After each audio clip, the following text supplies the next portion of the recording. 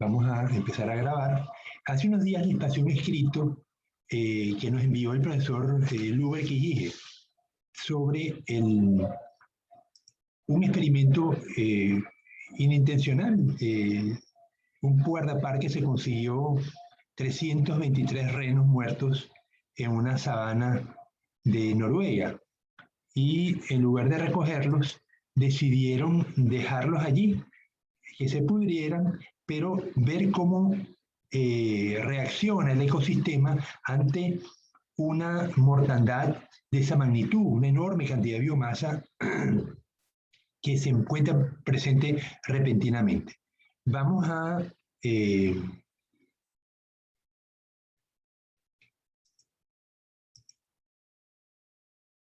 vamos a verlo y vamos a leerlo como inicio de la clase. Aquí tengo un chat. Dice Pierina Castro, al presente, entre tarde me pone asistencia. Pierina Castro.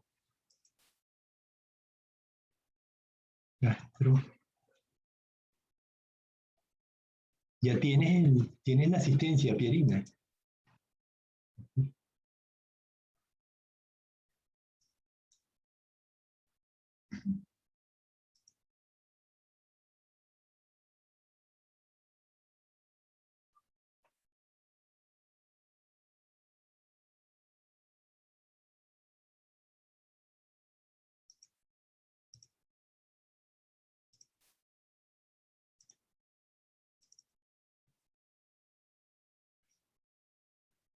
Dígame, Leonardo, dime si se ve la imagen.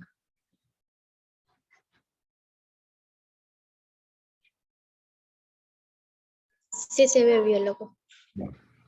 Bien, entonces, bueno, ustedes no tenía lento el internet, sí, ahí recién cargó. Ustedes se imaginan la escena, ¿no? De encontrarse repentinamente con esta mortandad masiva de renos. Debió haber sido bien sorprendente y tuvieron que tomar decisiones. Han podido agarrar un tractor, reunirlos todos y enterrarlos, ¿no? Eso hubiera sido una medida.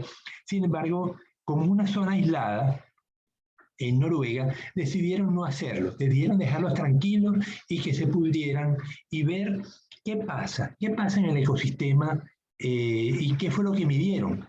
Pues medían quiénes estaban presentes, las especies de mamíferos y aves, los mamíferos pequeños, cómo aparecieron y desaparecieron, cuánto tiempo tardó esto en descomponerse. Obviamente es una zona fría, con inviernos, esto queda completamente cubierto de nieve, y eventualmente, pues, hay cambios en el ecosistema que a veces uno no se esperaba, sobre todo en respuesta de las plantas que ahora tienen un aporte de nutrientes que está contenido, los minerales contenidos en esta biomasa de renos, pues también son importantes, ¿no? Entonces, vamos a leer el artículo para ir comprendiendo lo que pasa en los ecosistemas cuando la biomasa animal se acumula. Puede ser que una ballena llegue a una playa o la ribazón. Cuando vamos a las playas de aquí de Manta, nos encontramos con una acumulación de algas en la costa, sobre todo luego de que ha habido marea alta, porque el intercambio, cuando hay marea alta y baja, por supuesto, cuando hay marea muy alta es porque hay marea muy baja, porque la luna y el sol están alineados, ¿no? Pero eso provoca que las olas arrastren mayor cantidad de material hacia la playa y sin embargo ustedes habrán notado que el material no se acumula indefinidamente. Y no es porque pase un tractor limpiándolo, ¿no? Hay sitios donde lo harán, como la playa del Murciélago. Pero hay otras zonas aisladas donde, sin embargo, la materia orgánica tampoco se acumula. Entonces, ¿quién se encarga de esto? Y justamente lo que vamos a tratar en este artículo. Sobre todo el papel de los invertebrados, que lo vamos a discutir al final de esta exposición. Dice, una curiosidad biológica, esto sale de una página que se llama Material Gris. La página dice en inglés greymatterlab.blogspot, o sea, es un blog de alguien, pero que el profesor Quijije encontró esto y nos lo pasa porque es realmente una curiosidad biológica, ¿no? Entonces, 323 cadáveres de renos, el mayor experimento sobre el impacto de los cadáveres en un ecosistema jamás visto. En 2016, Un guardabosques encontró 323 cadáveres de renos en una remota meseta de Hardangervidda, en Noruega. Todos los ejemplares murieron debido a un fenómeno natural de rayos que cayeron en esa zona. En vez de retirar los cuerpos, los científicos decidieron estudiar el efecto de tantos cadáveres sobre el ecosistema, permitiéndoles estudiar el proceso de reciclaje de nutrientes de una manera única. El pasado 3 de junio se publicó en la revista The Royal Society un artículo liderado por Shane Frank, investigador del Departamento de Ciencias Naturales y Salud Ambiental de la Universidad del Sudeste de Noruega. En este artículo se muestra un estudio de 2 años para ver el comportamiento de varias especies carroñeras, tanto con los cadáveres que había en la zona como entre los cadáveres. Lo que se observó fue algo único, ya que se verificó que varias especies animales se alimentaban de los cadáveres, no solamente beneficiando a la limpieza de la meseta, sino también ayudando a la flora del lugar. El estudio reveló que los carroñeros, como los cuervos, los zorros, las águilas principalmente, estuvieron presentes durante todo el 2017. Así que pasó todo el año. Y recuerden que los renos murieron en el 2016. Entonces, todo el 2017 estuvieron los carroñeros, cuervos, zorros y águilas, y también los gallinazos, ¿no? Estuvieron presentes alimentándose de los cadáveres y manteniendo a raya a otros animales como los ratones. Ahora, ¿por qué no se acercaban los ratones? ¿Por qué creen ustedes?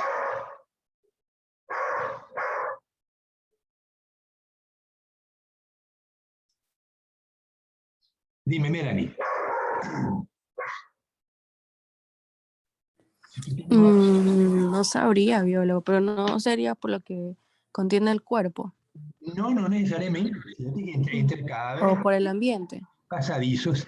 No, pero fíjate, tienes cuervos que tienen unos picos afiladísimos, tienes un águila, que son animales depredadores por excelencia, y los zorros. Sin embargo, los ratones no se acercaban. ¿A qué podemos hacer? Bueno, una opción es lo que tú dices, que en la zona huele mal, que hay material de descomposición y los ratones no se acercaban. Bien, pero los ratones se acercaron después, ¿eh? Entonces, ¿tú crees que el águila jugó un papel importante en esa zona? La presencia de águilas. Dime, Melanie. Sí.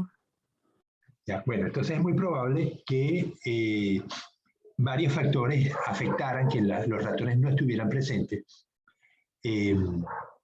Estos carroñeros, las águilas, los gallinazos, los zorros, ayudaron a la zona en la redistribución de los nutrientes, más que nada por medio de las heces. Pero su ayuda no solo se limitó a la redistribución de nutrientes, sino que ayudaron a la flora local gracias al esparcimiento de semillas de frutas que los mismos caribúes habían consumido.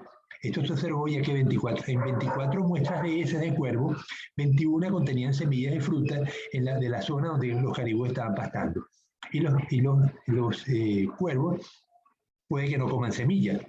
Lo que pasa es que las semillas venían con el contenido estomacal de los caribúes y los cuervos estaban comiendo pues la carroña, ¿no? Sin embargo, los animales que se alimentaban directamente de los cuerpos no eran los únicos beneficiados. Varias especies de aves que se alimentan de moscas estuvieron presentes. Al estar en la descomposición, los cadáveres atraían a las moscas, ya fuera porque las moscas se alimentan directamente del cadáver o porque ponen huevos y las larvas viven del cadáver. Y los pájaros comían larvas de moscas, así que se alimentaban de estos insectos. Lo curioso de este estudio fue que al menguar el número de águilas, gallinazos y cuervos, el número de roedores aumentó. Incluso cuando el número de zorros en la zona seguía siendo el mismo y por lo tanto el riesgo de convertirse en su alimento. Algo verdaderamente curioso y que podía ayudar a los científicos a poder entender más las razones entre los animales de un ecosistema. Una posibilidad, pienso yo, es que los zorros estaban saciados, o sea, había suficiente comida y los zorros, pues, para comerse un ratón tienen que perseguirlo, mientras que los cadáveres estaban allí y era comida muy fácilmente accesible. Así que es posible que esa fuera la razón para la cual los ratones estaban presentes, aunque los zorros estuvieran allí. Otro experimento. Un experimento parecido sucedió en el parque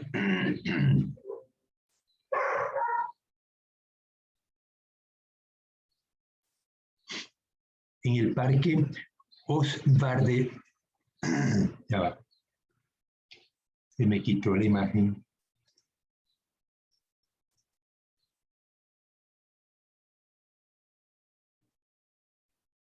Ya, permíteme buscar la imagen de nuevo.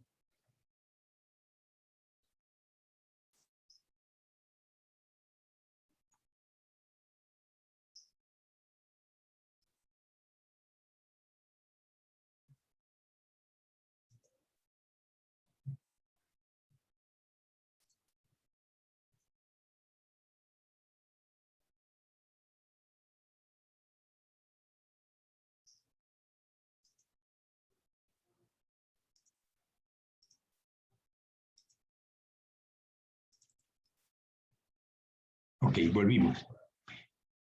¿Se ve, Julián? Dime, Julián. O Aida, Profe, dime. sí se ve, sí se ve. Bien. Entonces, un experimento parecido sucedió en el parque Osvaarderplassen, en Holanda, ya que es uno de los parques que no retira los cadáveres de animales muertos, algo muy común con animales que se consideran domésticos y se encuentran en zonas protegidas en Europa. En esa ocasión, este controvertido experimento dejó ver que los cadáveres no solamente servían de alimento a los animales directa o indirectamente, sino que el follaje de la zona crecía de manera más abundante. Además, al estar cerca del cadáver, los arbustos recibían protección, entre comillas, contra los herbívoros, ya que estos animales tienden a no estar cerca a comer cerca de cadáveres por lo insalubre que puede ser la zona. Esto ayudaba al crecimiento del matorral, por lo que el volumen de alimento disponible para los animales de la zona era mayor y los árboles y arbustos podían crecer más. Una muestra explícita, estos dos experimentos son muestras explícitas de por qué los cadáveres son necesarios en un ecosistema y de cómo la materia es reciclada para ser usada como alimento por diferentes tipos de animales y plantas, ya fuese indirecta o directamente del cadáver. Entonces, vamos a ver las fotos.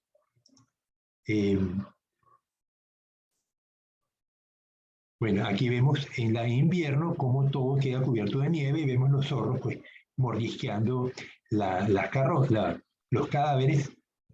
Aquí vemos cómo al año lo que quedaba, fíjese, el pelaje quedó disperso, los huesos, pero la materia orgánica prácticamente ha desaparecido, salvo los pelos, ¿no? Y la piel. Aquí vemos, esto es en Holanda, un animal muerto, dejado pudrir en esa zona, y las casas las vemos al fondo, ¿no?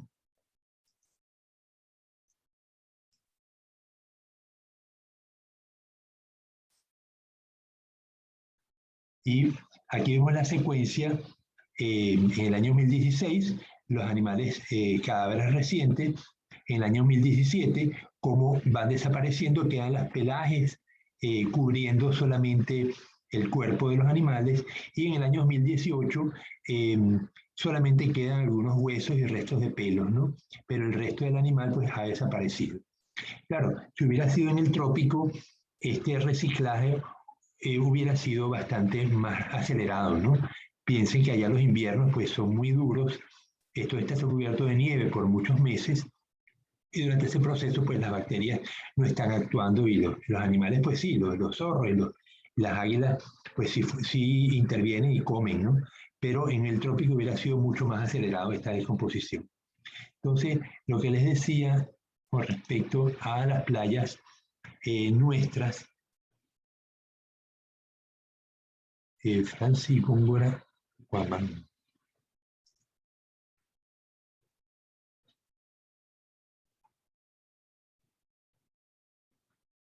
Franci Mileni, ya tienes la asistencia.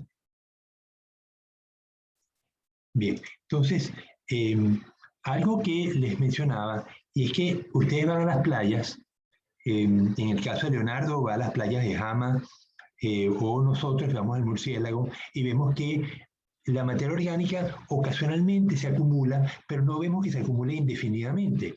Alguien está eliminando esa materia orgánica. Y les narro un experimento que hicieron mis compañeros. Cuando yo hacía el doctorado en California, mis compañeros, no todo el mundo se hizo la tesis allí. Algunos compañeros se fueron a las islas del Pacífico porque el profesor con quien trabajaban tenía proyectos allá. Y algo que les llamaba la atención era que nunca habían visto pájaros muertos en la playa, sin embargo la zona estaba llena de pájaros, comiendo peces.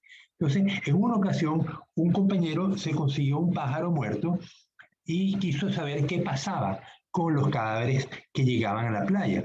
Así que lo amarraron a una estaca, lo amarraron con una cuerda y pusieron una estaca y amarraron la cuerda a la estaca para que no se lo fueran a llevar y lo dejaron en la playa. En la madrugada se levantaron para ver qué pasaba y se consiguieron que el cadáver estaba casi completamente cubierto de cangrejos. Algunos cangrejos ermitaños, otros cangrejos terrestres, pero lo impresionante es que a la mañana siguiente, cuando fueron a ver, no había ni siquiera cuerda. Los cangrejos se habían comido la cuerda también, el palo sí. Entonces vemos que el reciclaje por parte de invertebrados en las costas es muy importante. Entonces, no solamente ellos juegan un papel dentro del ecosistema, sino que nos benefician a los humanos eliminando materia orgánica de la costa. Si ustedes van, o cuando fuimos a Barbasquillo, se fijaron que había una cantidad de algas acumuladas en la playa, producto de que la ola cuando pasa por encima del sustrato, pues arranca las algas y las coloca en la parte superior de la playa. Ahora, eso también, tenemos cangrejos en la playa, tenemos anfípodos, tenemos isópodos, que son los que van a ir descomponiendo esta materia orgánica y eventualmente la playa pues vuelve a quedar limpia, ¿no? Entonces piensen en el papel de recicladores de los carroñeros en nuestros ecosistemas. En el caso de ecosistemas marinos, que no es lo más común. En el caso de ecosistemas terrestres, pues vimos quiénes son los animales que intervienen, los carroñeros, como águilas, gallinazos, zorros, y eventualmente pues los roedores más pequeños. Bueno, ¿algún comentario por parte de ustedes?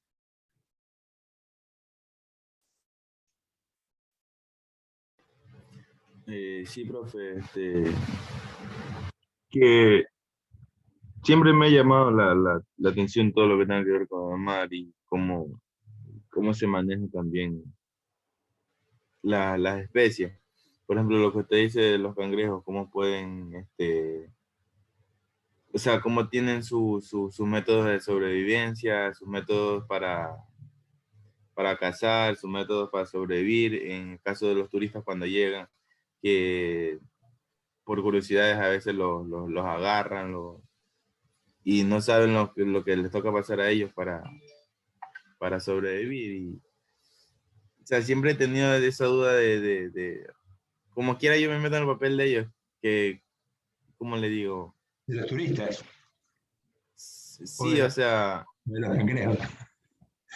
De ambos, porque también la contaminación que hacen los turistas los afecta a ellos y ellos se adaptan a ese ambiente y así sucesivamente. O sea, siempre es como que por eso estudio biología, porque me llama la atención todo, o sea, cómo ellos sobreviven, cómo se adaptan al ambiente y todas esas cosas.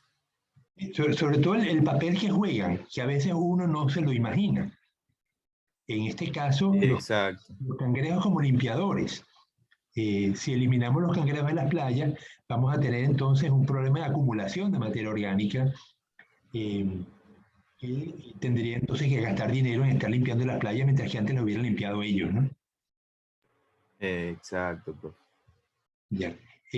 Bueno, yo espero que ustedes también, a través de sus comentarios en la familia, con las amistades, pues difundan esta información sobre los componentes de los ecosistemas, el papel que juegan los distintos elementos del ecosistema y la manera como nosotros debemos interactuar.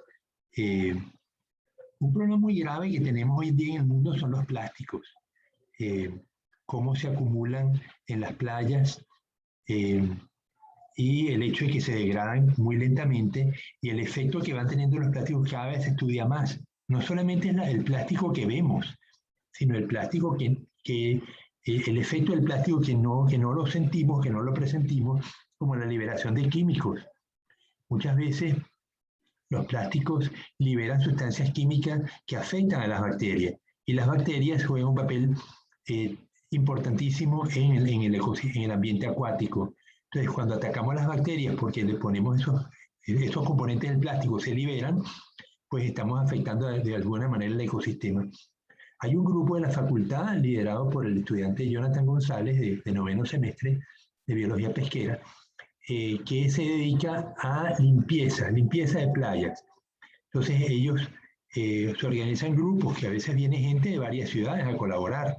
Algunos bucean y sacan material de las playas, a veces en los muelles, por ejemplo en el muelle de San Mateo han estado trabajando intensamente, y sacan redes, caucho, lo que sea, la basura que se acumula en el fondo, y la van llevando al grupo que está en la superficie, también caminando por la playa y recogiendo el material que consiguen. Y de esa manera pues se ha ido pues haciendo una limpieza intensa de ciertas comunidades. A lo mejor se trasladan a Jaramijón y allí pues continúa la limpieza. La profesora Sandra Solórzano sé que también ha estado trabajando en esto.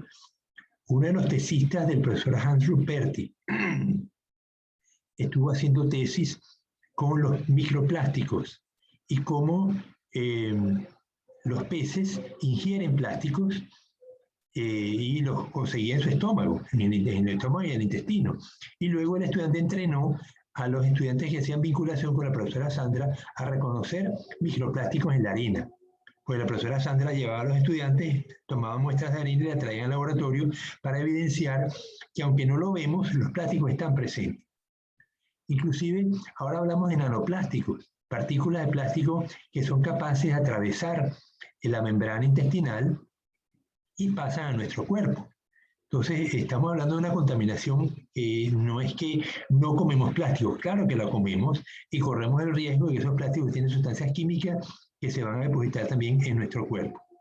Por eso, las campañas para reducir el uso de plásticos son importantísimas, ir sustituyendo y quizá volver otra vez al uso de papel. Cuando yo tenía la edad de ustedes, el uso de plásticos no era tan generalizado, todavía los refrescos, las colas, venían en botellas de vidrio y no había botellas plásticas.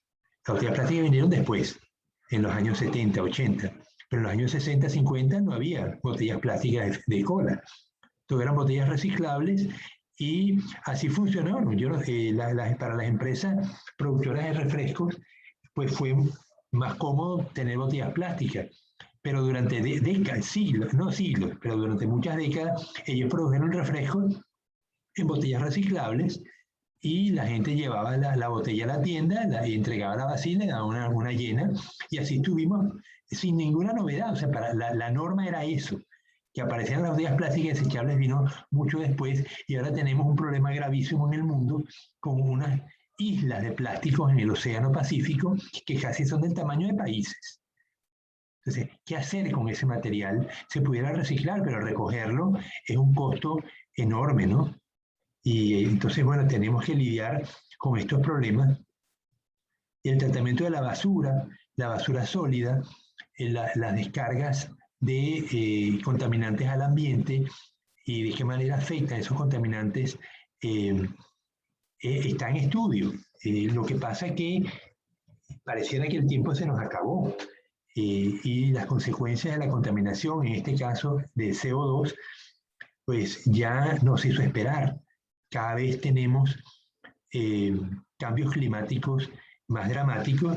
El aumento, les voy a pasar a, que se lo pasé a algunos profesores, pero no se los pasé a ustedes, o no sé si se los pasé, a lo mejor sí lo hice, sobre el último reporte de Naciones Unidas sobre el cambio climático, indicando las alteraciones de temperatura que hemos observado en el último año. Y realmente este año ha sido bien dramático, ¿no? El hecho de que 700 personas en Canadá murieran de la ola de calor ya les está diciendo que esta tragedia nos está pegando y bien duro, ¿no? No es que murieron 3 o 4, ya estamos hablando de una masa de gente impresionante que muere porque el aumento de temperatura en Canadá y en California fue impresionante. Temperaturas que casi llegan tengo mi sobrino, uno de mis sobrinos está en Nuevo México y me dice, tío, aquí la temperatura llegó a 50 grados centígrados. Ustedes se imaginan vivir allí como si estuvieran en una estufa. Y esas son las temperaturas que usamos para medir por porcentaje de humedad en los productos, ¿no? Entonces, nos damos cuenta que la contaminación causa un impacto. En el caso de la contaminación por CO2, pues el impacto no puede ser más dramático, ¿no? Pero estaba leyendo últimamente en la prensa que el presidente de Estados Unidos está tomando pues medidas especiales tratando de que reducir la descarga de CO2 al ambiente, ya que China y Estados Unidos son de los países que mayor cantidad de CO2 lanzan al ambiente. Entonces, las medidas por parte de ellos son indispensables. Con el profesor Quijije estamos haciendo una propuesta para trabajar con ustedes, no con ustedes en particular del grupo de zoología de invertebrados paralelo a, sino con grupos de estudiantes para ver qué podemos hacer nosotros en nuestra ciudad, en Manta, o en Jaramijó, o en Jama, o en Bahía, para reducir la liberación de CO2 al ambiente. Entonces, esto va a requerir un estudio, porque hay que identificar cuáles son las fuentes que liberan el CO2 y identificar también cuál es la descarga de CO2 por cada una de ellas. Una vez que estén identificadas y cuantificadas, ver en qué medida los ciudadanos pueden reducir que esa fuente siga produciendo CO2. Y algunas pues son identificables con cierta facilidad. El hecho de los sistemas, las fuentes, tenemos fuentes móviles y fuentes fijas. Las fuentes móviles son las personas que respiran, los animales, los vehículos, las camionetas, los carros, los autobuses, los camiones, los trenes. En el caso de Ecuador pues tenemos pocos trenes, pero tenemos trenes, los aviones,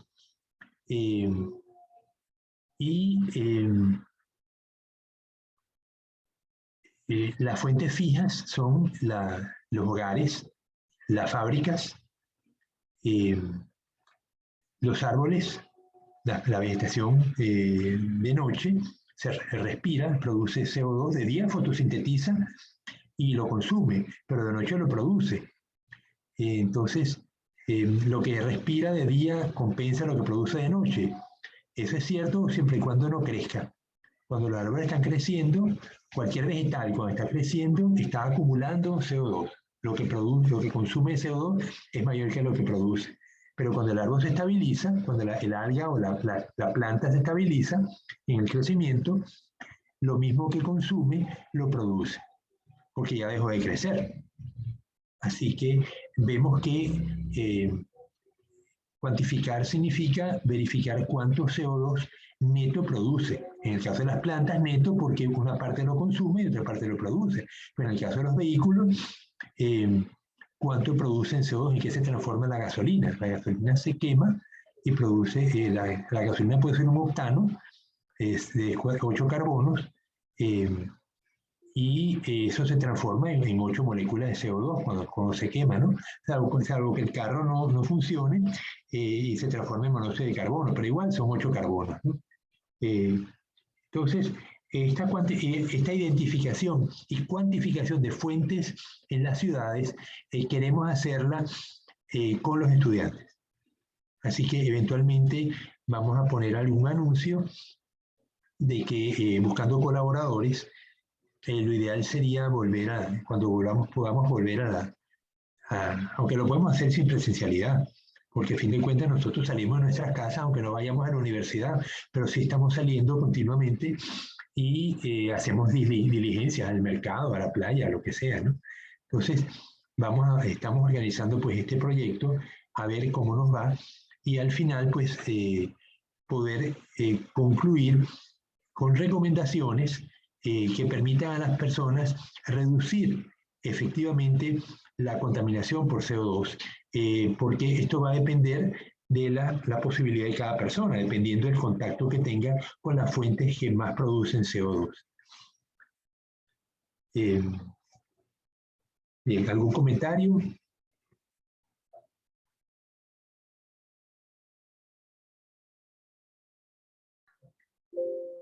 A mí me parece buena la propuesta, ya que aquí en Manta faltan estudios referentes a la contaminación.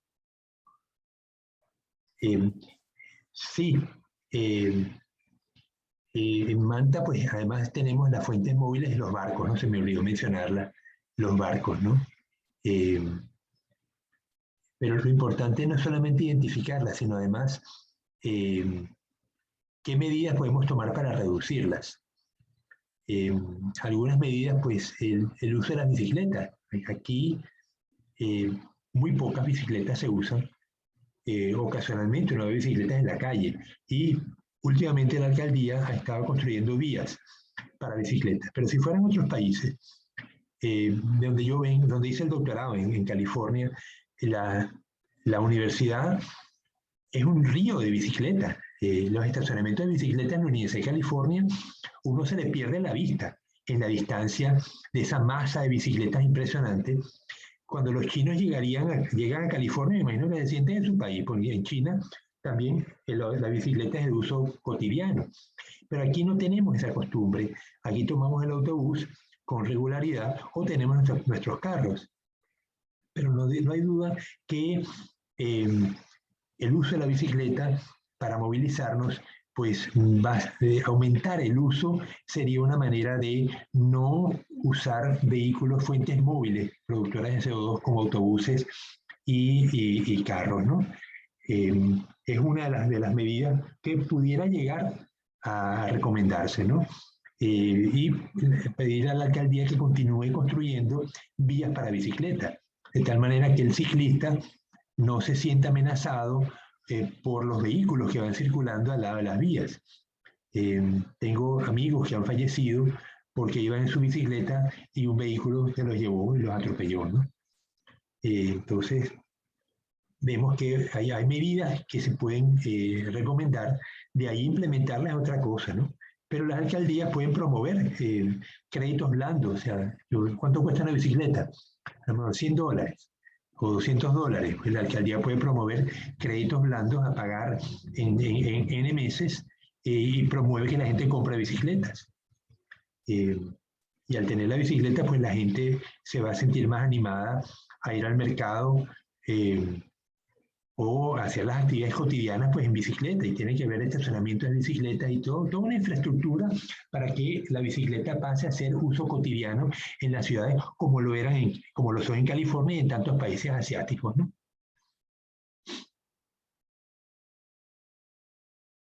Bueno, anoche les pasé una invitación a una conferencia que va a ocurrir hoy a las 9 de la mañana. Vamos a terminar la clase un poco antes para poderme preparar para la reunión, porque forma parte del curso de cultivo de peces que dicto además de esta materia. Pero en esa conferencia, la profesora Ani Silva, que es una especialista en reproducción de peces, va a hablar del cierre de ciclos. Y yo quisiera tratar un poco este tema con ustedes. ¿Qué significa cerrar un ciclo? Lucía, ¿qué entiendes tú por que una especie tiene su ciclo cerrado?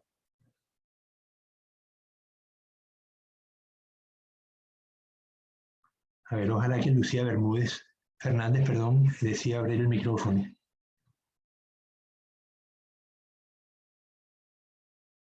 Bueno, como que se fue a tomar café. Jocelyn González, ¿puedes abrir el micrófono? Profesor, aquí estoy, dígame, ¿cuál fue su pregunta? ¿Qué significa, entiendes tú, que la especie cualquiera le cerró el ciclo? No le entendí bien la primera parte. La La especie. Toma cualquier especie que nos interese cultivar. Toma, por ejemplo, una ostra. ¿Qué significa Ya. que se ha cerrado el ciclo? El Que ciclo de terminó su periodo, que ya completó los procesos de vida. Bueno, sí, Yo pero digo, para el acuicultor, tú vas a cultivar ostras. A ti te interesan animales cuyo ciclo se haya cerrado. Pero necesito entender si ustedes conocen ese término o no, porque si no lo conocen, hay que explicarlo. me imagino, mi lógica que tendríamos, o sea, como agricultor tendría que ver el tiempo, o sea, el, el clima, El para clima, ver si se cerró el clima, si cerró el ciclo o apenas está empezando. ok, pero ¿a qué te refieres tú con ciclo, Para Lucía? ¿A qué te refieres tú con ciclo? el proceso de vida, Ajá, proceso que lleva, ajá, la ostra. Descríbeme el proceso de vida de una ostra. ¿Dónde vive la ostra? ¿Cómo se reproduce? en las zonas rocosas profundas Ok, de la costa, pues se reproduce, tiene dos facetas, pasa de en un tiempo que tiene sus dos sexos, ya, ya va. tiene dos sexos, un tiempo es, en otro tiempo es macho. Ok, y entonces, ¿cómo se reproducen?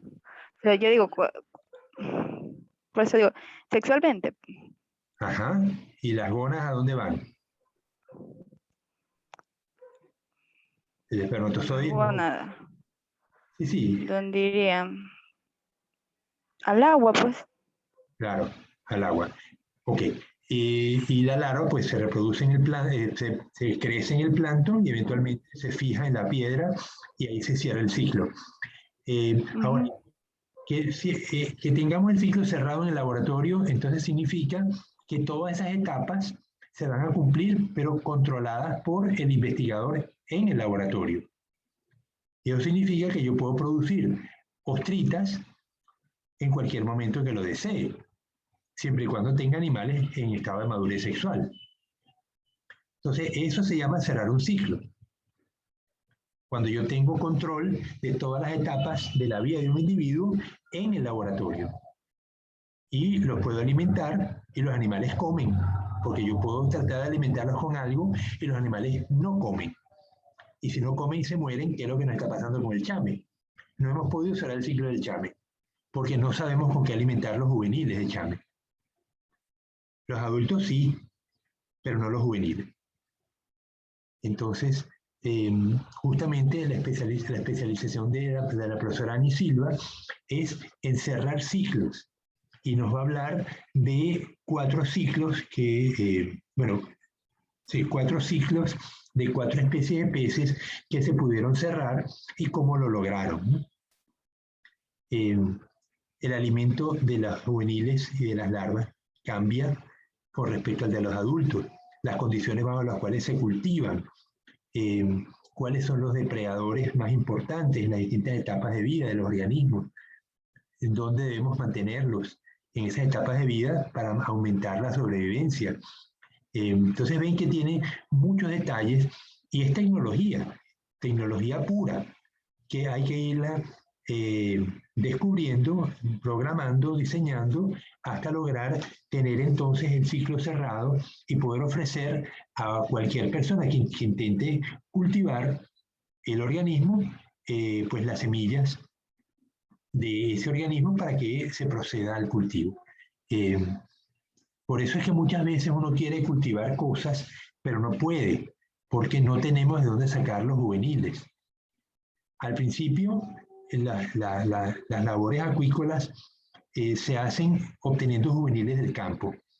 Los primeros ensayos de cultivo de camarones en jaulas los hicimos en mi laboratorio sacando juveniles de la playa, o sea, con una red fina, arrastrábamos cerca de la playa y los juveniles que obteníamos, los animales de unos camaroncitos de unos 2 centímetros de longitud, lo colocábamos en las jaulas, los alimentábamos con sardinas y alimento balanceado, una mezcla de sardinas y alimento balanceado, y a los 4 meses teníamos animales de 15 centímetros y ya habían alcanzado pues la talla comercial. Entonces, demostramos pues, que era viable, estoy hablando hace muchos años, ¿no? Exactamente en el año 90, hace cuánto, 30 años de esto, ¿no? Podíamos cultivar camarones en jaulas, alimentándolos con balanceado y con sardina, y a los pocos meses ya teníamos la talla comercial y funcionaba, ¿no? Entonces, posteriormente que uno desarrolla las técnicas de cultivo, es cuando se empieza a pensar en cerrar los ciclos, ¿no? En tener los reproductores, dejar a los juveniles crecer hasta que alcance la talla comercial y entonces mantener los reproductores en laboratorio produciendo larvas, que es toda una tecnología distinta, ¿no? Si ustedes se acercan a los laboratorios que producen náuplios en salinas, van a ver que son oscuros, tienen láminas plástico negro en las ventanas, están completamente cubiertos, ¿no? Porque los camarones copulan de noche, pero el personal trabaja de día. Entonces la solución es invertirles el ciclo. De día el camarón tiene las luces apagadas y hay luces rojas que para el camarón él no ve las luces rojas, pero los operarios sí. Entonces yo puedo tener el personal trabajando de día, pero para el camarón es de noche. Y de noche le prenden las luces de los laboratorios y el camarón pues está en su día, mientras que el personal está durmiendo en su casa hasta el día siguiente, ¿no? Entonces vemos que es una de las técnicas que usan para producir, para mantener los reproductores en los laboratorios en salinas. Aparte de que los alimentan con unas dietas exquisitas, dietas vivas, no solamente le dan balanceado, le dan poliquetos, les dan carne de mejillón, carne de ostra, y este material pues les facilita que cada 15 días los camarones maduren, tengan las gónadas llenas y produzcan pues los náuplios, que es el propósito de las empresas, ¿no? Aparte de la calidad del agua es muy alta, ¿no? En Salinas no hay grandes empresas, es una ciudad realmente de poca densidad, y me imagino que a lo mejor debe tener planta de tratamiento, porque si no sería un desastre si lanzaran agua cruda, contaminada de la ciudad al agua, al mar, porque realmente la instalación de estos laboratorios es impresionante. Uno va recorriendo avenidas pegadas a la playa en Salinas, sobre todo la avenida que da que sale hacia Guayaquil, hacia Anconcito. Eso es kilómetros de empresas productoras de náuplios. Nunca había visto tantas empresas juntas en mi vida, ¿no? Hasta que me tocó visitar Salinas. Quisiéramos hacer convenios con algunas de ellas para que ustedes puedan hacer sus pasantías allí. La mayoría de las empresas con las cuales tenemos convenio son empresas procesadoras de pescado. Pero en la parte de cultivo de camarón tenemos poca actividad. Yo espero que en un futuro cercano, ya para cuando ustedes les toque hacer su pasantía, tengamos pues la posibilidad, por ejemplo, las personas que viven en ciudades, Leonardo, como por ejemplo que vive en Bahía, perfectamente pudiera trabajar en una camaronera de las que están cerca de San Vicente. Si alguien vive en Salinas, tiene familiares en Salinas, pues pudiera trabajar, hacer su pasantía o en la Salina, donde se producen artemias, o en cualquier empresa que produce náuplios y hacer su pasantía allí y entrenarse en ese tipo de tecnología. Vamos a ver, tengo que hablar con la profesora Tania Lee Maldonado, que es la encargada de las pasantías, a ver cómo hacemos para aumentar el número de empresas con las cuales tenemos convenio para que ustedes puedan hacer sus pasantías en el momento que les toque. Vamos a ver entonces el tema de hoy, que es el último tema de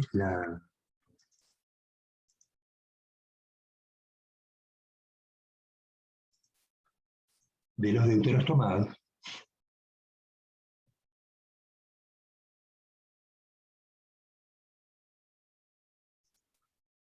Dime, Yuseli, si se ve.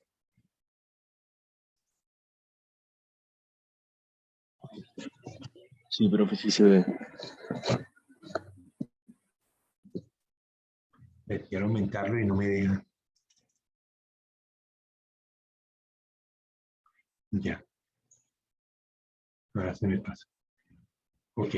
Entonces, este tema no estaba en el sílabo. Tuve que lo agregué porque primero tenemos tiempo para cubrirlo y son animales a veces pequeños, pero con un impacto en los ecosistemas verdaderamente grande. Y por eso ofrecí pues, que ver estos temas. Vimos el filón Ketognatha, y ya los revisamos, y de los cordados vamos a ver hoy el filón subfilum Cephalocordata, y ya vimos en las pasadas clases el subfilum Tunicata, que estaba compuesto por Acidaceae, Thaliaceae y Apendicularia. Esto pues está en las clases grabadas que tienen ustedes. Vamos a saltarnos esta parte que ya vimos.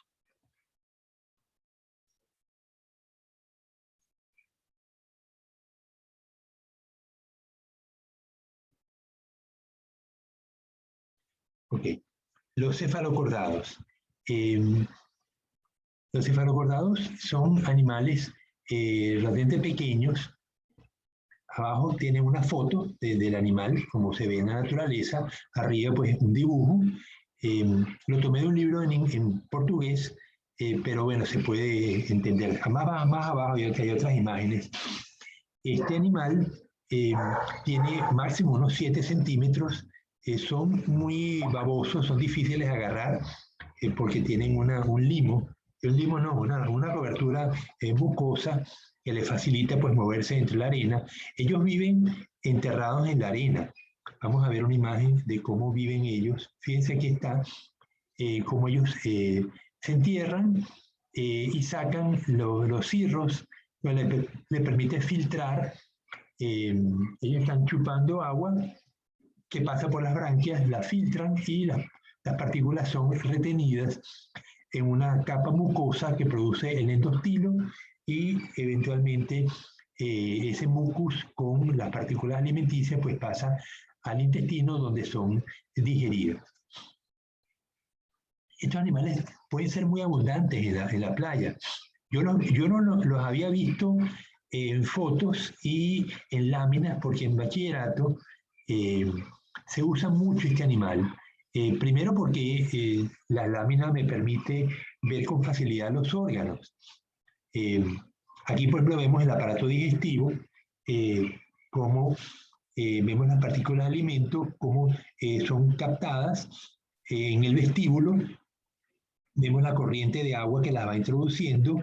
El agua es filtrada por la faringe y pasa al atrio, que ya ha sido filtrada, y el atrio sale por el atrioporo.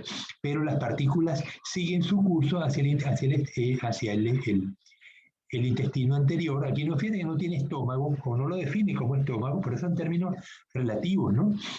Dice intestino anterior, anillo lío-colónico, intestino posterior. Pero yo he podido decir, bueno, que la parte del intestino anterior es el estómago. Son términos relativos, ¿no?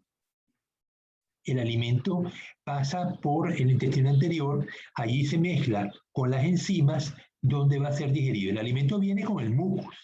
Entonces, este mucus es liberado, el alimento es liberado del mucus y eventualmente digerido, y el resto de las partículas sin digestión pasan al ano, ¿no?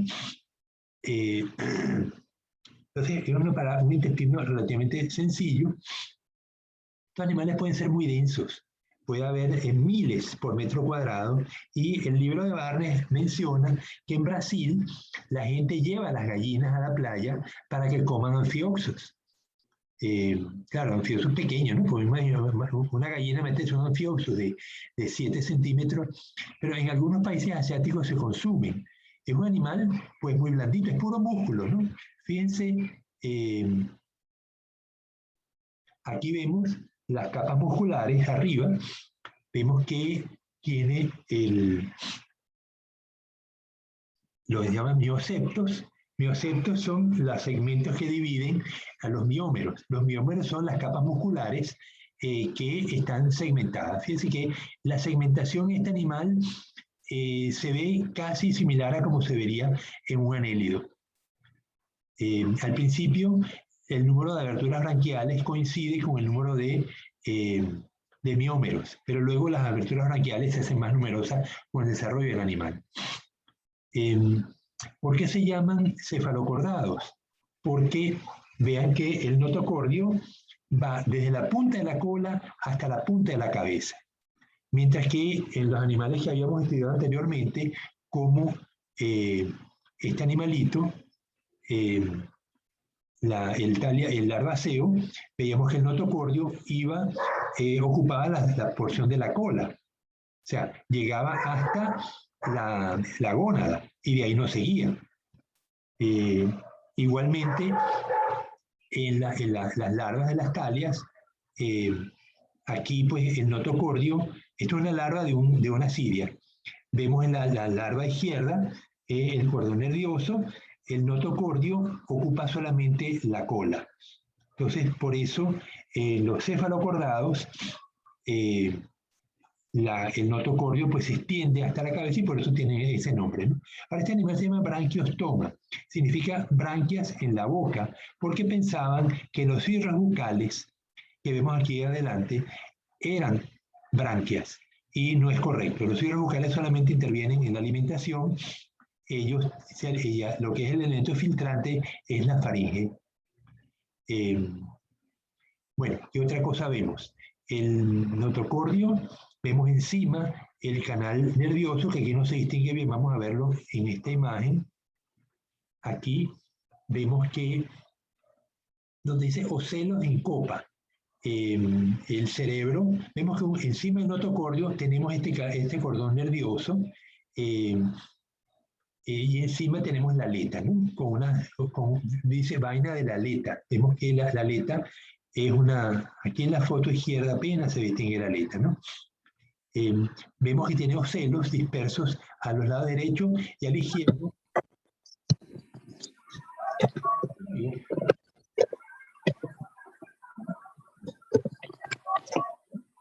Los ocelos del lado izquierdo miran hacia abajo y los del lado derecho miran hacia arriba. Luego vemos el vestíbulo, los cirros orales y un órgano de enrueda que facilita la captación del alimento, y luego los elementos de la faringe, que es la lengüeta, hendidura branquial y el sinápticulo, que son estructuras que refuerzan las lengüetas, las barras de la faringe, de tal manera que no se rompan durante el proceso de filtración. Hay un órgano que se llama la foseta de Hatche, que se descubrió que produce hormonas similares a como hace la hipófisis nuestra. Acuérdense que una de las glándulas hormonales más importante del cuerpo humano es la hipófisis, y está en una zona más protegida, está debajo del cerebro, encima de la nariz. Entonces, por una parte, el endostilo, que ocupa la base, bueno, aquí lo vemos, endostilo, este es el corte que le hicieron al branquiostoma, lo vemos aquí, y vemos en la parte de abajo de la faringe, tiene unas láminas, una barra branquial, y abajo vemos el endostilo. El endostilo funciona como glándula productora de mucus, que permite que el filtrado sea eficiente y las partículas limitantes se queden atrapadas allí, pero también produce hormona, la tirosina. Aquí vemos el surco. Vamos a ver qué otras estructuras vemos en este corte. Primero, empecemos por arriba, la vaina de la aleta. Esta es la aleta, ¿no? La parte de arriba que vemos. debajo está el cordón nervioso y debajo del cordón nervioso está el notocordio. El cordón nervioso es hueco, como vemos que tiene una cavidad. La vaina del notocordio está cubierto con una estructura protectora, y debajo del notocordio tenemos un sistema circular, un sistema circulatorio. No hay un corazón bien definido, sino que es un tubo cardíaco pulsátil que va por debajo del notocordio. El celoma está muy reducido. Vemos el atrio, que es la estructura entre la faringe y la pared atrial, por donde va a circular el agua que es filtrada, que sale de la faringe. Vemos que hay nervios del cerebro, de la parte del cordón nervioso, surgen nervios que inervan a todos los músculos y la parte delantera también. Hay hendidura branquial, la barra branquial, tejido conjuntivo, que es el que me protege los bordes del cuerpo, el endostilo y el pliegue interpleural. A la derecha vemos el surco epifaringio, la aorta, el miómero y el miocele. Los músculos, todos son longitudinales. No existen músculos circulares en estos animales como era común que viéramos en los nemátodos, en los poliquetos. Aquí no existen los músculos circulares, como tampoco los van a existir en el resto de los cordados que en nosotros. Todos los músculos nuestros son longitudinales. Arriba vemos un corte de la epidermis, vemos que tiene pues fibras de colágeno, una dermis que es la que produce la epidermis, y la epidermis con células que forman este tejido que protege al animal.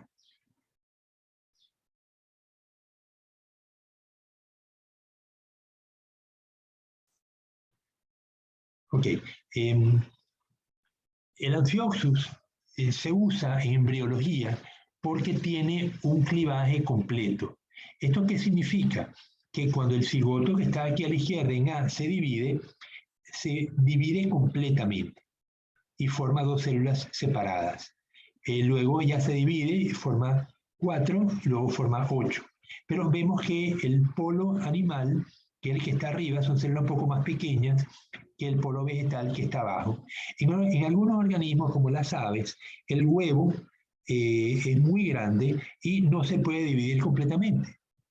El pollito que vemos cuando nace del huevo, ese huevo se divide solamente las células en el lado polar, en el polo animal del huevo. El ave es tan grande el huevo que tiene el ave que no puede dividirse completamente.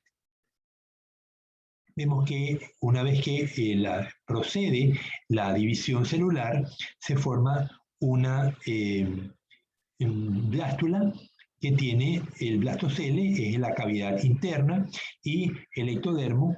Vamos a ver que la parte inferior, en lo que era el polo vegetal, se va a invaginar y va a formar una gástrula didérmica con dos capas. Entonces vemos el blastoporo, el arquenterón, el ectodermo, el blastocele y aquí hay un error, es endodermo. Aquí se equivocó Barnes, ¿no? El primero de arriba sí es el ectodermo, pero el tercero dice endodermo, no ectodermo, es el endodermo. Entonces, el blastocele quedó reducido a una cavidad entre la capa de ectodérmica y endodérmica. Este blastoporo, que hasta ahora le daba origen a la boca de los animales, ya en los deuterostomios no va a ocurrir. Este blastoporo se va a cerrar y la boca va a surgir de otro sitio. Por eso se llama deuterostomo, o sea, el deutero significa posterior. Luego continúa la división. Vamos a ver que del blastocele, que es una cavidad que existe, se van a formar unas vaginaciones. El endodermo va a crecer y va a formar lo que llamamos la somita mesodérmica. Vemos que son dos las somitas acá, una a cada lado, y de ahí va a salir el miocele. Eso, cele significa cavidad, ¿no? Entonces, de la somita mesodérmica va a surgir la cobertura del celoma. Del endodermo va a salir el intestino y todas las estructuras asociadas al intestino, y del ectodermo va a salir el notocordio, que ya se está formando, va a salir toda la piel, el sistema nervioso. Entonces, los órganos del cuerpo tienen distinto origen según la capa dérmica que le da origen, ¿no? Bien, algunas características generales de los cordados. Vamos a ver cómo, a pesar de ser invertebrados, conservamos características comunes con el resto de los cordados. Son bilateralmente simétricos, deuterostomios, celomados, la boca, ya les dije, se desarrolla posteriormente, no viene del argenterón, del blastoporo. El celoma está gravemente reducido en algunos grupos, como vimos en el Amphioxus, pues el celoma es muy pequeño, mientras que en nuestro cuerpo, en el caso de los humanos, pues tenemos un celoma bastante grande, recubriendo pues todo nuestro pecho y el vientre, ¿no? Dos branquias faríngeas presentes en algún estadio de desarrollo, usadas para alimentación en cefalocordata y en urocordata. Sin embargo, las branquias en algunos peces sí se usan en alimentación. Pensemos en los pequeños pelágicos, la sardina, el chumumo, el chuhueco. Estos animales tienen, por una parte, el arco branquial, tiene un lado con láminas muy finas, coloreadas de rojo, producto de la hemoglobina, donde ocurre el intercambio gaseoso. Pero luego el arco branquial tiene internamente unas estructuras, se las muestro. Vamos a parar la clase y les muestro la estructura del arco branquial. ¿Cómo está, Juan? No te había visto.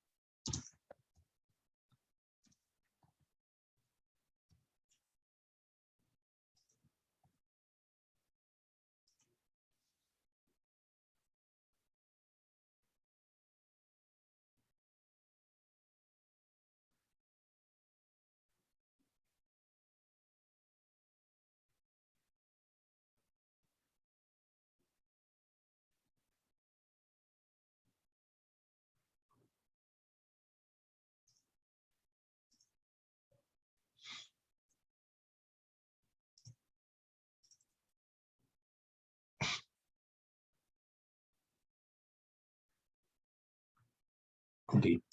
¿Se ve, Melanie? Sí, biólogo, sí se ve.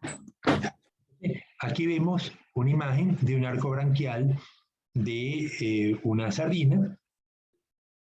Vemos que tiene unas estructuras laminadas, una lámina de color muy intensa, rojo, y vemos lo que llaman peine branquial al fondo. Vamos a verlo mejor aquí. A la derecha vemos la lámina, ellos ¿cómo lo llaman? Branquia, opérculo. El opérculo es la estructura que cubre, lo vemos aquí a la izquierda, debajo del ojo, es la capa del cuerpo del animal que cubre la branquia, que lo protege. Entonces vemos que hay una branquia color rojo y el arco branquial, que lo vemos que es muy grande, y luego tiene lo que llaman peine branquial, que lo vemos color más pálido. Aquí lo vamos a ver mejor.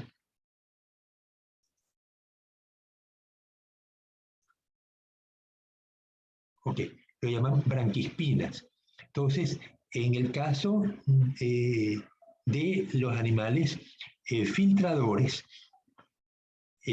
Opistoneme, justamente la pinchagua, tiene unas espinas branquiales muy pegaditas una a la otra, y esto le permite filtrar estructuras muy finas como microalgas, copépodos, cladóceros, larvas de peces.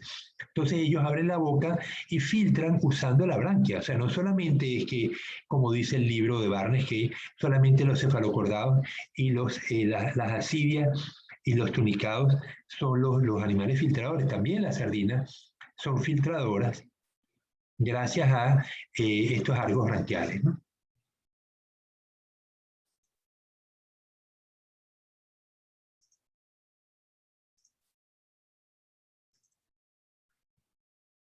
Bien, el notocordio es dorsal, derivado del mesodermo, presente en algún estadio de desarrollo. El notocordio se localiza dorsalmente en el tubo digestivo y ventralmente al tubo neural, al tubo... o sea, primero tienes el nervio, el tubo neural, seguidamente el notocordio y seguidamente el aparato digestivo y el aparato circulatorio. El cordón nervioso es dorsal, hasta ahora al menos en un estadio de la historia de vida, compartimentado anteriormente en vertebrados, dando origen al cerebro. Sí, hasta ahora habíamos visto en casi todos los animales, menos en los celenterados, que el cordón nervioso está pegado al sustrato, inclusive en los equinodermos. Recuerden las estrellas de mar, cómo tienen el cordón nervioso pegado a la parte basal de los radios, de los brazos. Igualmente en el caso de los ofiuros, las arañas de mar. Pero en el caso de los cordados, el cordón nervioso pasa a estar en la parte superior. Esto es un cambio bien importante y habría que estudiar qué evidencias hay de cómo se dio este cambio, porque si derivamos de anélidos, pues los anélidos tienen el cordón nervioso en la parte ventral, y aquí lo tenemos en la parte dorsal. Pero no he visto material, es posible que para mañana discutamos algo de esto, ¿no? La cola posanal locomotora y muscular en algún estadio de desarrollo. En muchos animales, la cola, fíjense que está posterior al ano, ¿no? En muchos animales esta cola desaparece. En el caso nuestro, en el caso de los homínidos, tenemos cola cuando somos un feto de muy poco desarrollo. Y ese tejido se va a reabsorber, va a haber apoptosis de ese tejido celular. Igual que las manos y los pies de los fetos, cuando tienen poco desarrollo, las manos tienen las membranas interdigitales y esas membranas interdigitales van a desaparecer también por apoptosis, dando lugar a la formación de los dedos aislados como lo tenemos nosotros al nacer.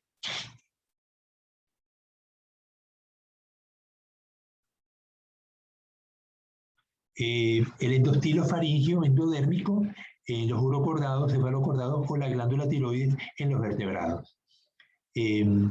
Recientemente pues les mencionaba que la glándula a ver cómo se llama, tiene un nombre extraño, la foseta de Hatchett está asociada también con lo que sería la hipófisis posterior en el desarrollo de los vertebrados. El tracto digestivo es completo, especializado regionalmente, porque la faringe se encarga de la parte de filtración y captación del alimento, y el ciego gástrico se encarga de la producción de las enzimas y luego la absorción de los materiales digeridos a nivel del intestino. Entonces hay una segmentación intestinal igual que lo tenemos nosotros. Nosotros en la boca iniciamos la digestión con la amilasa de la saliva, que empieza a digerir los carbohidratos. Luego en el estómago tenemos un pH ácido, en el cual la tripsina y otras hormonas, otras enzimas, se encargan de digerir las proteínas, y luego pasamos al intestino, donde el pH cambia a básico, y ahí ocurre la digestión de las grasas y de los carbohidratos. Y luego, pues a lo largo del intestino se va haciendo la absorción de las sustancias nutritivas como los monosacáridos, los ácidos grasos, los aminoácidos y las vitaminas y los minerales.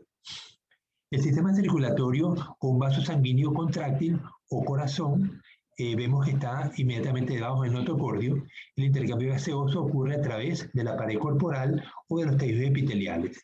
En el caso de este animal, pues a nivel de la faringe y del epitelio de todo el cefalocordado, ocurre intercambio gaseoso.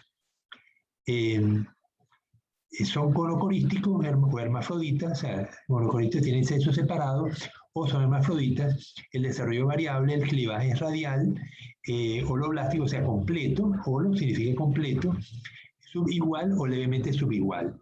Aquí habíamos visto que aquí es subigual porque las células del polo animal son ligeramente menores que las células del polo vegetal. No les mencioné el sistema de excreción. La excreción nitrogenada es producida por nefridios que no los veo, no están marcados en estas imágenes que tomé del libro, pero asociados a la faringe están los nefridios. Ellos van a producir el nitrógeno, los residuos nitrogenados van a fluir hacia el atrio y ahí son expulsados por el atrioporo. Ellos son amoniotélicos, o sea, producen amonio como animal acuático, ¿no? Nosotros producimos urea, nosotros no producimos amonio. Cuando los animales acuáticos están... los animales acuáticos tienen esa posibilidad, como pueden disolver el nitrógeno en el agua, pues producen amonio, que es muy tóxico, pero se liberan de él rápidamente. Nosotros tenemos que transformarlo en urea y las aves lo producen en forma de ácido úrico. Esas son las distintas maneras como los organismos se liberan del nitrógeno.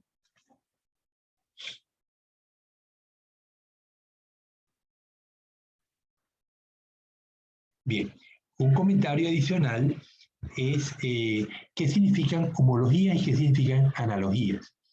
Cuando una estructura es homóloga, significa que yo tengo dos organismos de distinto desarrollo en la evolución, pero que tienen una misma estructura. El ala de un murciélago, el ala de las aves y los brazos de los mamíferos, o las patas delanteras de los mamíferos. Son estructuras homólogas. En el caso del mamífero se usan para caminar, aunque en el caso del murciélago, que es un mamífero, se usan para volar, pero son estructuras homólogas, todos derivan de los brazos, ¿no? Mientras que las estructuras análogas son las que tienen la misma función, pero evolutivamente no tienen nada que ver una con otra. El ala de los insectos con el ala de las aves. Pues son estructuras análogas porque tienen una función similar. Son alas que se usan para volar, pero la relación evolutiva no existe. En este caso, les ha propuesto el profesor Barnes tres imágenes. Una, arriba, un poliqueto, Amandia brevis, es un poliqueto que vive enterrado en la arena. Todos los tres vemos el poliqueto, el Amphioxus y abajo una larva amnocete, poliqueto, el Amphioxus, la larva ammocetes de la lamprea. Tienen una imagen muy parecida, la forma estilizada, la cola nadadora, pero la cola en el caso de la Amphioxus al medio y la larva ammocetes abajo son homólogas, tienen su origen común, mientras que arriba la cola no tiene nada que ver con la cola de abajo. Tienen la misma función, pero son análogas con las colas del Amphioxus y de la larva ammocetes. Vemos que la larva ammocetes también tiene la faringe. El número de hendiduras branquiales se ha reducido bastante en comparación con las hendiduras branquiales del Amphioxus. Tiene unos cirros orales. Fíjense lo parecidas que son las larvas ammocetes y el Amphioxus, ¿no? Solo que, claro, en el caso de la larva ammocetes, el cerebro está mucho más desarrollado. Entonces, esto vemos son las estructuras homólogas y estructuras análogas. Aquí vemos cómo luce el notocordio en un larvaceo, en un cefalocordado, en una lamprea y en un pez. Entonces, vemos que tenemos en la cola del animal, tenemos el notocordio, una vaina extracelular.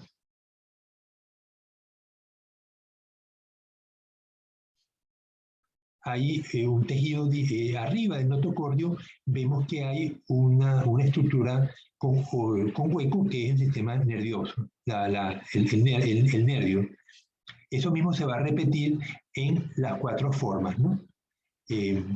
Luego vemos a la derecha el notocordio cubierto por una vaina, la llaman vaina endocordial, y unos vasos sanguíneos en la parte inferior, que luego se van a repetir en el cefalocordado, en la lamprea y en el pez.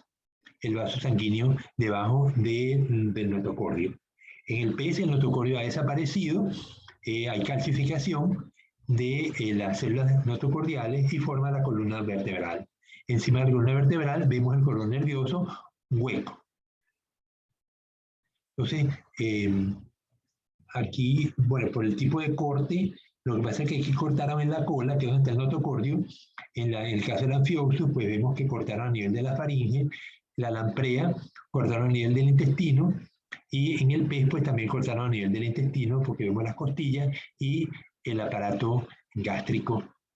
Entonces, bueno, esto les da una idea de cómo lucen en los distintos cordados el notocordio y cómo se relaciona con los órganos que actualmente vemos en los animales, el aparato circulatorio, el sistema nervioso, etc. Bueno, dice aquí, la evolución del notocordio en el esqueleto axial en los cordados. El notocordio de los larvaceos es una cavidad celomática llena de líquido rodeada por un mesotelio simple y por una vaina extracelular. Es decir, que el notocordio en el caso de los larvaceos es hueco. Decíamos que el notocordio deriva del mesodermo, es correcto, porque justamente tenemos el celoma, ¿no? Pero en el caso de en los cefalocordados, el notocordio se desarrolla por enterocelia, pero las células que la tapizan son de naturaleza muscular y obliteran la cavidad, o sea, llenan la cavidad. La vaina del notocordio es gruesa y fibrosa. Entonces, el origen entonces del notocordio es muscular y los músculos derivan de la somita mesodérmica. En C, el notocordio de los vertebrados primitivos, como la lamprea, está también desarrollado y es celular. Cada célula contiene grandes vesículas y fibras intracelulares de soporte. La vaina del notocordio es muy gruesa y fibrosa. Vemos aquí el notocordio celular de la lamprea. Y obviamente en los peces, pues en D. Por último, en los vertebrados, el notocordio se elimina por calcificación del tejido conjuntivo que la rodea para formar las vértebras y otros huesos. El notocordio de los vertebrados superiores persiste solamente como los discos intervertebrales, que se encuentran entre las vértebras adyacentes. O sea que los discos intervertebrales es lo que separa una vértebra de otra y es lo que justamente causa problemas. A mí me tenían que haber operado, pero el médico consideró que no valía la pena, porque en la medida que uno envejece, o te ha tocado cargar peso, como biólogo marino me tocaba cargar motores fuera de borda, y ese enorme peso pues me afectó la columna, el sector lumbar de la columna vertebral y las membranas intervertebrales, los cojinetes que son que le permiten que la columna vertebral pues se mueva, tienen una estructura interna que es más pastosa, más blanda que la estructura externa, y esa estructura interna, cuando uno levanta mucho peso, rompe la estructura externa y se libera, afectando los nervios que salen de cada vértebra. Y eso causa dolor. Entonces, al principio, pues me daba mucho dolor y yo a veces no me podía levantar de la silla. Pero fui al quiropráctico y me enseñó los ejercicios que tenía que hacer cuando surgiera el dolor para liberar la presión sobre el nervio, y al final el traumatólogo dijo, mira, aunque te opere, no vas a quedar mejor de lo que ya estás. Así que mejor ni te operes. Y no me operé. Y eso ocurrió hace 30 años, ¿no? Bueno, abajo de las imágenes vemos las letras que representan pues, procesos evolutivos a lo largo del tiempo del desarrollo de los cordados. Bueno, eso era todo lo que tenía para hoy. Vamos a, ya son las 8:34, sí, vamos a parar en unos minutos. Lo que les quería decir es que les voy a pasar los deberes a su WhatsApp y lo voy a colocar en el aula virtual. Son 2 deberes teóricos y uno práctico. El práctico es el seminario que van a dictar a partir de la semana que viene. Entonces, todavía tengo que tomar la decisión cómo asignar. Ustedes están divididos en grupos. Yo puedo tomar los grupos y asignarles un tema. Lo otro es darles a escoger ustedes los temas y que me escojan 3 temas. Como va a haber grupos que van a escoger el mismo tema, pues si me dan 3, yo asigno, pues, en caso de que haya coincidencia, ¿no? Pues son como 20 temas. Es posible que sean suficientes para todos ustedes. La otra opción que tengo es asignárselo a los temas, asignar los temas y se acabó. Pero lo vamos a tener esta tarde, la lista de temas y las asignaciones para que lo vayan preparando. La idea es que podamos hacer exposiciones a partir del jueves de la semana que viene sobre el tema específico. Por ejemplo, uno de los creo que esto ya lo discutimos en la otra clase. Recuérdame, Melanie.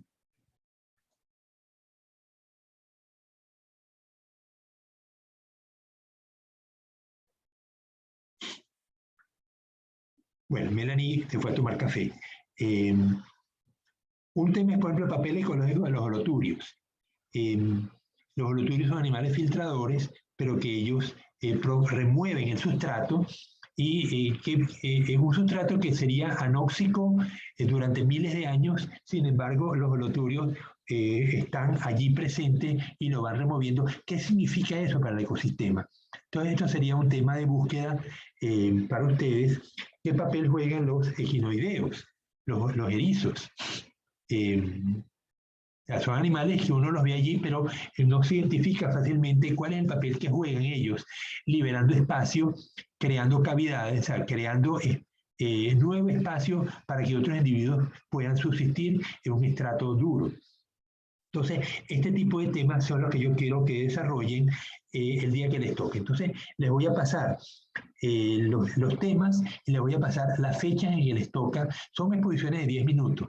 Y yo creo que en las 2 semanas que nos quedan de clase podemos cubrir todas estas cosas, ¿no? Aparte, pues tienen que preparar también por equipo los deberes teóricos, que es comparar la morfología de los grupos. Vamos a ver, hemos estudiado quelicerados, crustáceos, insectos. Vamos a ver, por ejemplo, en el área de procesamiento del nitrógeno. Los insectos tienen tubos de Malpighi, los quelicerados tienen glándulas coxales y los equinodermos pues no tienen nada de esto. Ellos tienen, los nefridios no existen. En el caso de los equinodermos, las células liberan directamente el nitrógeno al celoma y de ahí se libera al ambiente. Entonces, este tipo de cosas constituyen la comparativa, la morfología comparada, va a constituir los deberes teóricos. Y eso se los paso esta tarde a su WhatsApp y a la aula virtual. Vamos a espaciarlo, un deber y el seminario cuando les toque según la fecha, un deber para la semana que viene y el otro para la siguiente semana. Bueno, jóvenes, tengo que dejarlos para prepararme para la conferencia.